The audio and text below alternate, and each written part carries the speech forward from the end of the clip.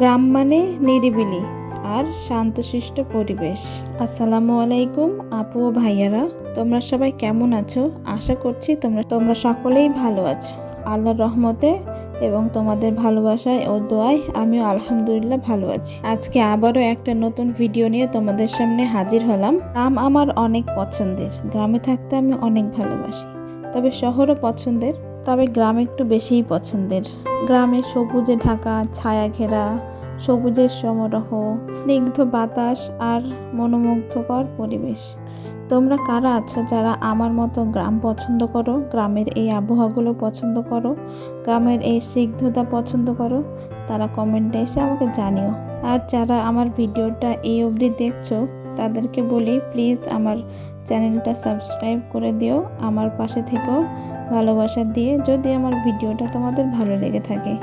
আর পাশে থাকা বেল আইকনে প্রেস করো যেন আমার ভিডিওর নোটিফিকেশন সবার আগে তোমার কাছে পৌঁছে যায়। গ্রামে এত জায়গা থাকা সত্ত্বেও একটু শখের ছাদ বাগান তোমাদেরকে শেয়ার করলাম। দেখো, ছাদ বাগানে অনেক ধরনের শাকসবজি লাগানো হয়েছে, পাশাপাশি অনেক ফুলের গাছও আছে।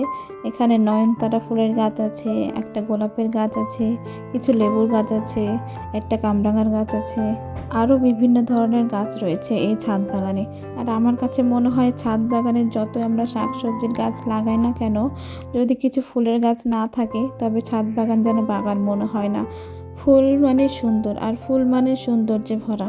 আমার মনে হয় খুব কম মানুষই আছে যারা ফুল পছন্দ করে না, আর আমার তো সব ধরনের ফুল পছন্দ হয়। ফুল মানেই তো সুন্দর, চোখের শান্তি। আর তোমরা আমার এই ভিডিওটা কে কোথা থেকে দেখছো, কোন অঞ্চল থেকে দেখছো, আমাকে কমেন্টে এসে জানিও। আমি পরবর্তী ভিডিওতে তোমাদের কমেন্টগুলো পড়ে পড়ে আমার ভিডিওতে শেয়ার করব। আর এই ছাদ বাগানটা তোমাদের কার কাছে কেমন লাগলো সেটাও জানিও আমাকে। এই ছাদ বাগানে ফুলগুলো ফুটে আছে তো দেখতে এত দারুণ লাগছে যেটা বলার মতো না।